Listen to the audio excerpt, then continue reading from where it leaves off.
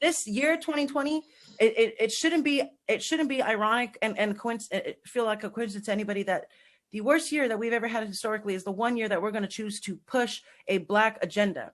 Right. It's not even a positive Black agenda. It's something that's being portrayed on the outside as that, and that's extremely dangerous because Trojan horse much. they're using someone's race to tell them, look, you're oppressed, but here's how we're going to help you not do that anymore. That's crazy. I can imagine because that almost would be, it's very similar to what we do in colonization, during the times of colonization. It almost feels similar to that. Again, neither one of us were alive back then, but the formula's there. The formula's there. Look, we know you guys are primitive in a way. We're going to be able to help you, Black community, African American community, because you're oppressed, because you're this, because you're that. And it's just like, white man's burden just won't let up, I guess. I mean, are you kidding me? So much work to do. And it's just this summer, this summer alone, with the elections. If you don't vote for me, you ain't Black. Why was that okay to say? Can you imagine Donald Trump saying that? I think Donald Trump said, oh, look at my African American over there. Hilarious. But man, the most racist thing you could ever say. You know what I mean? Like, I don't know why he said it, aside from being extremely happy that he had, a Black voter in his audience. You know what I mean? But how is one super bad, tone deaf for sure, but how is one super bad and one, oh, he's funny, oh, he's right. Oh, he's right. You aren't Black if you don't vote for him. You know what I mean? How are they? I'm waiting for a logical answer as to how one is okay and one's not. Do I think both are extremely ignorant and tone deaf? Of course. I wouldn't say either one just because, oh my God, how embarrassing.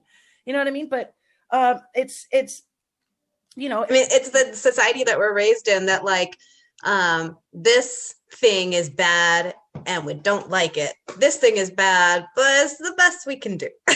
Right. But it's all we got right now. It's all we got right now.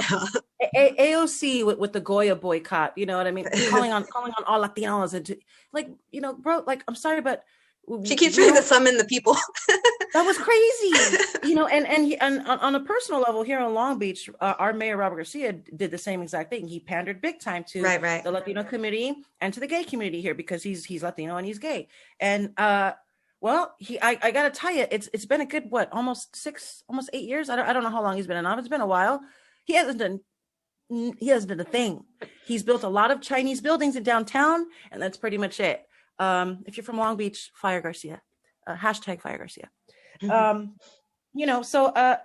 Kamala with her smoking weed on the Breakfast Club. She goes on the Breakfast Club, weed, and didn't even know Tupac had passed away. You know what I mean? She's like, oh, I love him. Like, whatever she said. Just these things that you guys, they're small and they're petty, but when you go full circle, you take this entire spectrum. You can't say one is small and petty, and then honestly, like, remember 4 years ago when everything was extremely racist, anything that came out of Donald Trump's mouth was extremely snakish and racist, and it's like, wait a minute, but they're doing the same thing. They're only doing it nicer. Mm-hmm. You know what I mean? They're only being nice about it, which in my opinion would piss me off even more. You know what I mean? I can accept. Like, I don't want to have to say this, but I'm saying it for you. Avoid them. Really, so it just doesn't make any sense to me to continue. It didn't make any sense to me, I should say, to continue the fight for equality. That at some point I had to just draw a line and understand, wait a minute, this isn't about equality anymore. If anything, it's going back to a movement where we're segregated and we're alienated from each other. Right. Which is kind of where we're at now. And aside from what happened in the beginning of the year, not only are we now segregated physically, being locked down, being in our own homes, but that's been happening for the last 4 years. So what's going to happen when we integrate again? I mean, who's going to be the real racists at that point? I wonder. You know, it's a weird thing to have to say, you know, in America. You know, somebody posted something the other day. It's like a picture of like kids hugging, a black kid, a white kid, a black kid, a white kid. Anyway, cute picture. And it said, share this to ruin a racist day. Like, okay. So I comment, dude, how many racist people are on your friends list? Like, get new friends. You know what I mean? Like, the thing about the internet and it being so powerful is everybody believes memes. Everybody thinks memes are real. So what that meme tells me is that, oh man, America's really racist, isn't it? Mm-hmm. When truthfully, racists suck. They exist, but the majority of my country, as far as I know, doesn't have a dang problem with anybody else. You know, regardless of color equality. Now, character is a bigger thing. You want to act like a jerk? I don't want to be around you. If you're violent, obviously I don't want to be around you. If you're a criminal, get away from me. You know what I mean? There are societal standards that we have to live by, you know, in order to be able to live. Hating somebody for the color of their skin isn't one of them, and it's not even natural. It's not even a natural thing to do. Hence, seeing kids of different races and colors hugging so easily, they don't care. We're the ones who care. We're the ones bringing that separation in. You know, so it's yeah. So that kind of hurt my feelings a little bit. That whole thing with Lizzo, she's just trying, and you know, getting my foot in the door in comedy and knowing that I'm not, you know, I'm a little bit honest, a little straightforward. You can't be that in comedy. And I see a lot of comedians, you know, they're getting blackballed. They're getting, you know, the door slammed in their face, right? Or they're just not funny anymore. There's nothing funny about having to be politically correct. Can't really push the envelope and follow the narrative. Right. You know, but why? That doesn't, how does that help anything? What are we learning? Or otherwise we're just like very orchestratedly triggered. Like they're pushing certain buttons on purpose in order to like fit into that comedic box. Like you're only allowed to be offended at certain things in certain ways by certain people. There you go. That's right. Dave Chappelle on SNL the other week is a great example of it. Mm-hmm.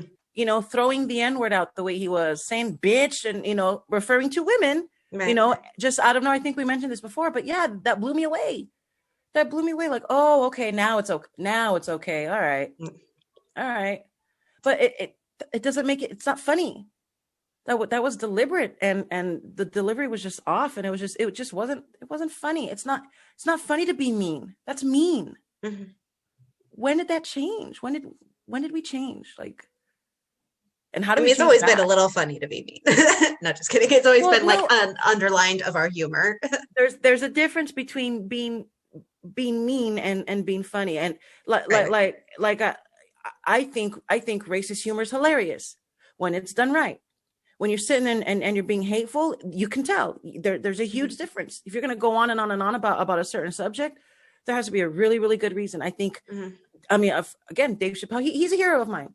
So to see him on SNL the other week was quite disappointing, but his show was phenomenal to me, and probably one of the most racist things you will ever find on TV. Blazing Saddles, another great example of blatant racism, but it's on purpose. It's deliberate. Right. It's poking fun at things that we should be able to laugh at, considering we're not there anymore. But what we're being told is that we're still there. It still exists. It happens. I just don't understand how we moved so far away from facts that now it's all about how we feel. Like, that guy made me feel bad, so the entire country must suffer for that. You know, and it's just, when did it change? Like, what do you think? Like, do you feel like racism is kind of like the same as the sexual revolution? How it's kind of like people had all these, you know, desires or whatever, or perversions that were kind of like closeted up and you couldn't talk about and you couldn't express and stuff like that. And then they started having things like the Kinsey report, and he like talked to people about like, how many times do you like to orgasm during a month? I don't know, like, let's figure it out, and like obviously there's a whole agenda with like the sexual revolution too, not to say like yay or nay to it, but the point being is that like there were things internal of us that were brought out to like the public spectrum. And I feel like we're kind of going through a transition with racism of that too, that like even though it was public, because like obviously like sexuality was still like public in a sense that it was known that people had mistresses or visited brothels or things like that, like it was still present since like, but it wasn't like public in the sense expressed in that sense where it was like accepted. And I think like racism is going through that threshold where people are having to have a coming out, I guess, almost with their sense of what, and where does racism even stem from, is a perception of a separation in humanity, because ultimately there's only one race, the human race. So to even be able to sense what your position in racism is, to even think I'm not racist, means you are. Yeah, I mean for real, if you kind of have, if you have to think about it, and here's the thing about that too, that comes out, eventually, if you, and I talk to these people all the time because they're my biggest fans. So eventually they get put into a corner where they just start spouting some really, really racist things. And it's kind of like, wait a minute, do you even hear yourself? Right. Like, I'm not the one. I'm just telling you facts. I'm sorry. I'm sorry. I know this. Or I know this. I know these things. But it's crazy. A couple years ago, I was the one calling people the racist, and oh, you're a racist, simply because they put up a Trump 2020 thing or Trump 2016 or whatever it was. Right. And it's like, oh, automatically you have to be racist. And some of these people were my own neighbors. You know what I mean? Like, how dare, I didn't know this about him. I didn't know they were racist. Like, really, dude? Like, really, now all of a sudden they're racist? And I had to do the same self-talk the other day not the other day, but recently to myself, like, really, because that bothered me. Like, wait a minute, am I? Because it's like, because you hear that so often. Like, I had to take a step back. Like, wait a minute, why are you going to let people who are obviously angry about something else, because I sit there and spout things that are a little bit more structurally logical than what they're saying. Why am I going to let people like that tell me what I am?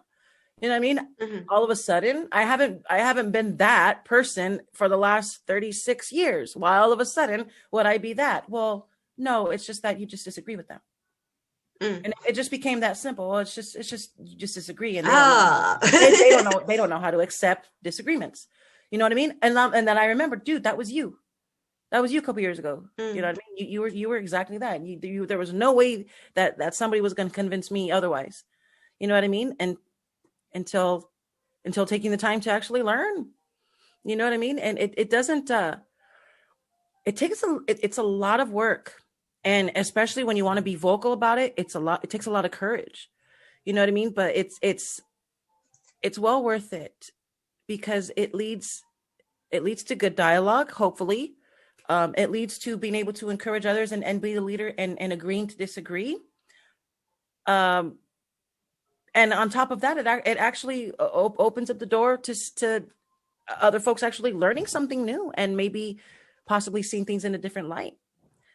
So I'm not completely discouraged by what's happening with this SJW thing. I think in a few years, when the next generation comes up, what is it, Gen Z? I think things are going to be a little bit more logical. For some reason, I see those kids. For some reason, they're a little bit more logically sound than millennials like us. We're all either on meds or fighting anxiety or fighting oppression, or you know what I mean. We're all worried about something, in our generation. And if we're not worried about something, we're distracted by something, So let's see what happens within the next 5 to 6 years. What would you want to happen? Like, what would you change if you could? Of where we'd move forward in the next like 5 to 6 years.